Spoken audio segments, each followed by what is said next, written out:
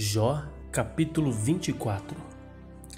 Jó contesta que os ímpios, muitas vezes, fiquem sem castigo nesta vida. Visto que do Todo-Poderoso se não encobriram os tempos, por que não veem os seus dias os que o conhecem? Até os limites removem, roubam os rebanhos e os apacentam.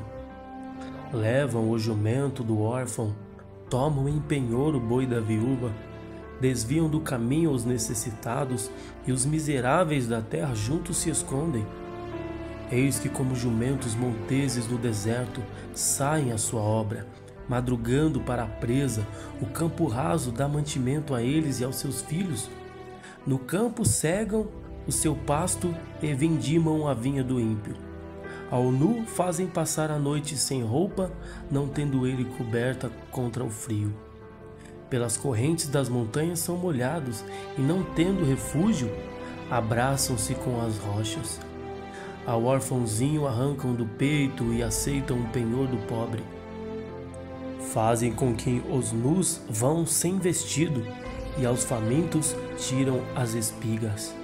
Dentro dos seus muros fazem o azeite, pisam os lagares e ainda têm sede. Desde as cidades gemem os homens, e a alma dos feridos clama, e contudo Deus lhe não imputa como loucura. Eles estão entre os que se opõem à luz, não conhecem os seus caminhos e não permanecem nas suas veredas.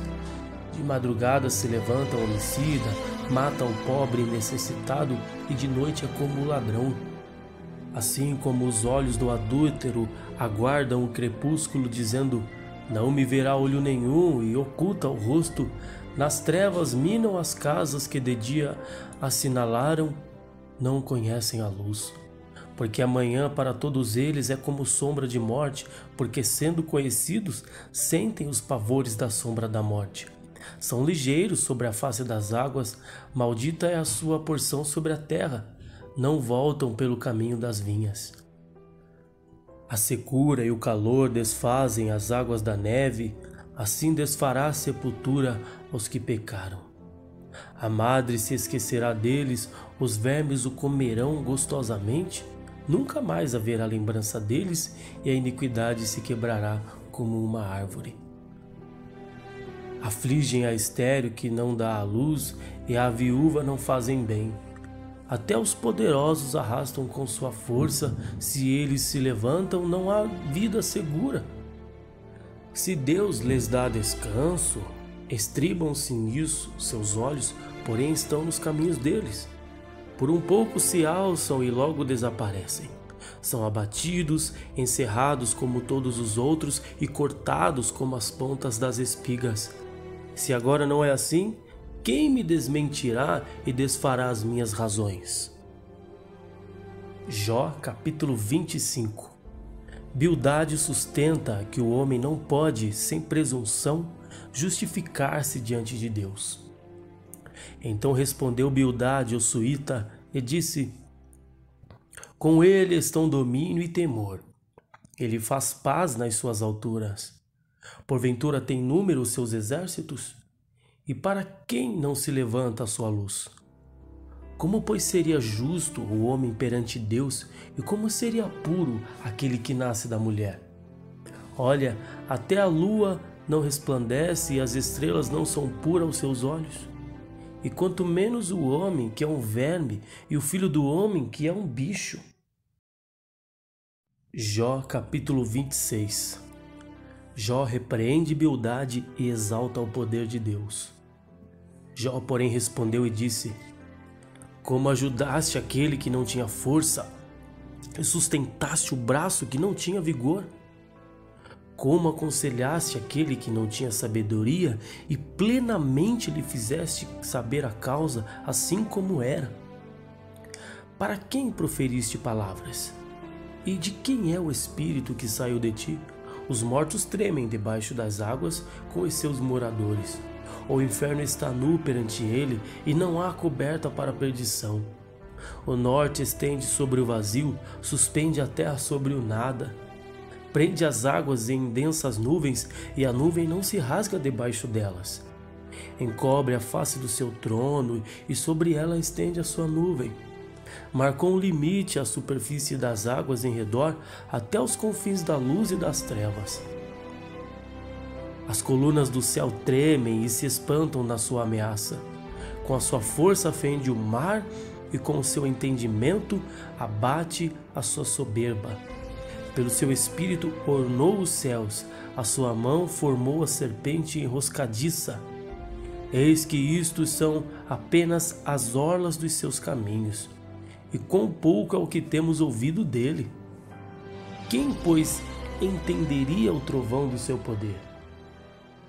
Jó, capítulo 27. Jó sustenta sua integridade e sinceridade. E prosseguindo Jó em sua parábola, disse: Vive Deus que desviou a minha causa e o Todo-Poderoso que amargurou a minha alma. Enquanto em mim houver alento e o sopro de Deus no meu nariz, não falarão os meus lábios iniquidade, nem a minha língua pronunciará engano. Longe de mim que eu vos justifique, até que eu expire, nunca apartarei de mim a minha sinceridade. À minha justiça me apegarei e não alargarei. Não me remorderá o seu coração em toda a minha vida. Seja como o ímpio o meu inimigo e o que se levantar contra mim como o perverso. Porque qual será a esperança do hipócrita, havendo sido avaro, quando Deus lhe arrancar a sua alma? Porventura Deus ouvirá o seu clamor, sobrevindo-lhe a tribulação? Ou deleitar-se-á no Todo-Poderoso, ou invocará a Deus em todo o tempo? Ensinar-vos-ei o que é concernente à mão de Deus, e não vos encobrirei o que está com o Todo-Poderoso. Eis que todos vós já vistes isso, porque, pois, vos desvaneceis na vossa vaidade? Eis qual será da parte de Deus a porção do homem ímpio e a herança que os tiranos receberão do Todo-Poderoso. Se os seus filhos se multiplicarem, será para a espada, e os seus renovos se não fartarão de pão. Os que ficarem dele, na morte serão enterrados, e as suas viúvas não chorarão. Se amontoar prata como pó e aparelhar vestidos como lodo, ele os aparelhará, mas o justo os vestirá e o inocente repartirá a prata. Ele edifica a sua casa como a traça e como o guarda que faz a cabana. Rico se deita e não será recolhido, seus olhos abrem, ele não será. Pavores se apoderam dele como águas, de noite o arrebatará a tempestade. O vento oriental o levará e ir-se-á, varrê-lo-á com ímpeto do seu lugar. E Deus lançará isto sobre ele e não o poupará. Irá fugindo da sua mão. Cada um baterá contra ele as palmas das mãos e do seu lugar o assobiará. Jó capítulo 28. O homem tem ciência das coisas da terra, mas a sabedoria é dom de Deus. Na verdade, há veios de onde se extrai a prata, e para o ouro, lugar em que o derretem. O ferro tira-se da terra, e da pedra se funde o metal. Ele pôs fim às trevas, e toda a extremidade ele esquadrinha, as pedras da escuridão e da sombra da morte. Transborda o ribeiro até o que junto dele habita, de maneira que, se não pode passar a pé, então intervém o homem e as águas se vão. A terra de onde procede o pão, embaixo é revolvida como por fogo. As suas pedras são o lugar da safira e tem pós de ouro.